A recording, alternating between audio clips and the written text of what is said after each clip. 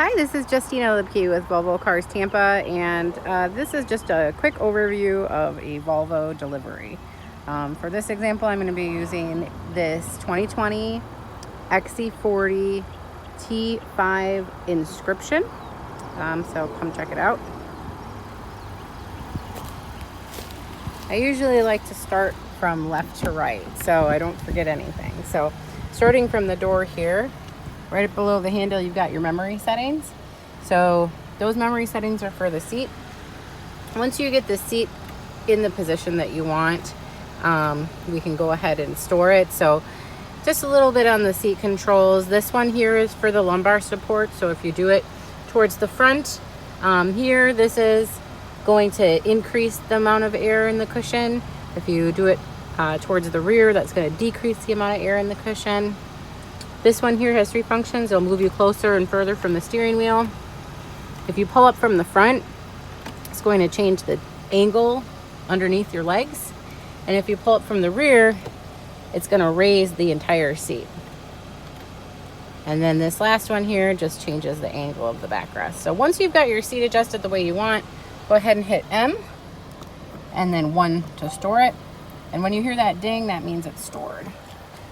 Down here, you've got your mirror controls. So hit L to do the left one, and then use a little joystick to put it in the position that you like. And then go ahead and hit R to do the right one. Once you've got these set in the position you like, you don't have to do anything further, but just leave it alone. If you want to fold in the mirrors, you can press and hold the L and the right at the same time, and the mirrors will fold in. And then do it again to fold them back out. Reasons why you might want to fold your mirrors in: if you have like a tight garage, sometimes people like to fold them in before they start pulling into the garage. Down here you've got your window controls, and then this locks the windows and the doors for the rear seats, so the child lock or pet lock. Over here you've got your vent, kind of self-explanatory, turn it on and off. Below the vent you've got your dimmer switch, that's this one here. So really that changes the intensity of these lights. During the day you're not going to notice it at all, but at night, if it seems like it's a little bit too bright, you can use the dimmer switch to make it less bright. And then this here is your trunk release. So when you're sitting in the car, if you press and hold this button, it's going to open the trunk. See? And then if you press and hold it again, you hear that beep, and then it'll close. So starting on the steering wheel from the left here, this is how you set your cruise control. You press this button here and then to the left. And that's going to do adaptive cruise control for this particular vehicle, because this one is equipped with the advanced package, and the advanced package is going to give it that adaptive cruise control. So when you're driving and you're going the speed you want it to set the speed control at, hit this button and then the arrow to the left to set it.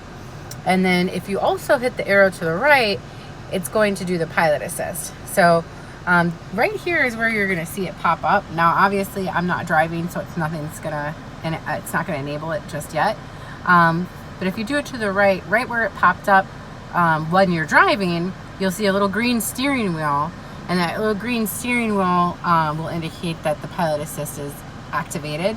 You'll also kind of feel the steering wheel doesn't give anymore. It kind of stays firm. Those are features that you're really going to want to use on the highway, not so much in town. But when you are driving on the highway, sometimes the speed of traffic is slow, bumper to bumper traffic. In those situations, you want to do the following distance closer. So you can press the one up here with less lines.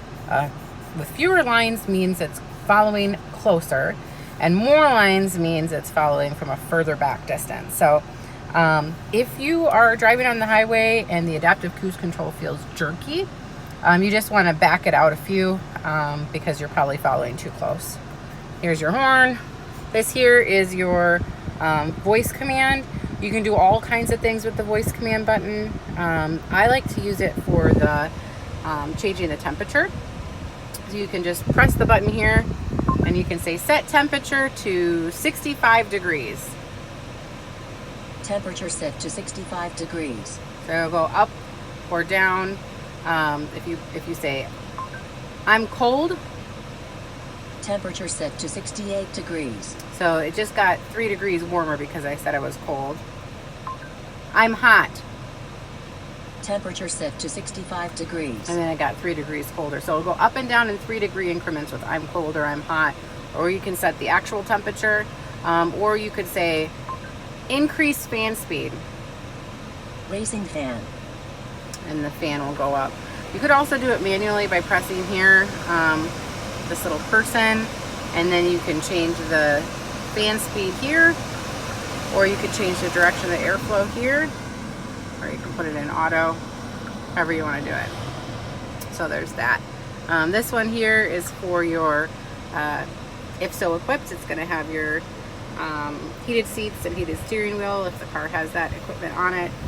And then the driver and the passenger can have different temperatures if you want. So I just did, I deselected that synchronized temperature button so you can change the driver's side and it's not going to affect the passenger side. Or if you hit synchronized temperature, when you change the driver's side, the passenger side will change right along with it. So there's that. And moving on here, back to the buttons. The button right here, I like to call this the pages button. You'll see it pop up there when the car is turned on. So that's how you get to the trip.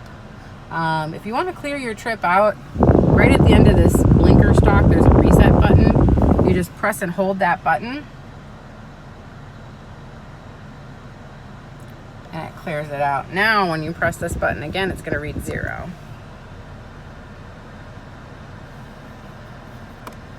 There you go. Now, if you want to get over to the media tab, you just press right here, media, and you can change between AM, FM, Sirius, or any of the apps that you have signed into. Now, right now it's grayed out, but if your phone is connected via Bluetooth, you can arrow to the right again to get to phone. It'll remember the last 20 people that you called, and then if you have ever used anything in the navigation system for the car, right here, it'll remember the last 20 places that you had entered into that navigation system. So going on from there, this button here has a couple of different functions. If you are listening to the radio, which I'm going to turn the radio on, I'll turn it on right here, and I'm going to change it to FM radio.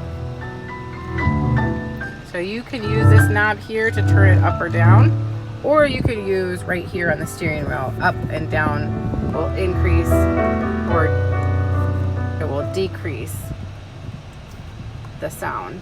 If you want to turn the radio off, you can either press this to pause it, or you can press right here in the center, and that will do the same thing. If you want to change the station, you can either hit to the left or the right of this button here for tuning, or you could do it right here on the steering wheel. Left and right will do the same thing. So there's that. If you want to save your favorite radio stations, you hit library, and then you could put little stars next to your favorites. And now if you click favorites at the top, when you go back and forth here, it'll only go through your favorite stations. So there's that. And then this here is going to be used for your windshield wipers. So you can set rain sensing wipers if you like, but this here will change the intensity of it. One other thing I really like, when you pull it towards you to clean off your windshield wipers, if you notice, the water comes right out of the blade. I just think that is so cool.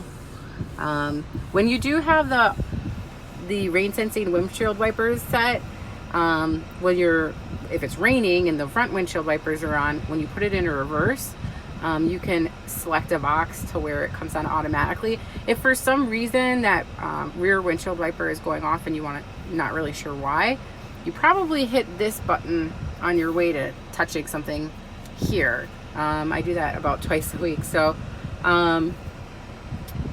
up is one speed, down is a different speed, and if you want to turn it off, it's flush. So there's that. So here we are back to the center screen. Now I'm not going to go over the entire screen. I'm just going to go over the delivery options. So that'll be a different video for going over the screen. But when I deliver a vehicle, I pull down from the top here, go to settings, and then my car. And I go through each one of these. So I'm going to do that as a separate video, and we'll continue this delivery with that.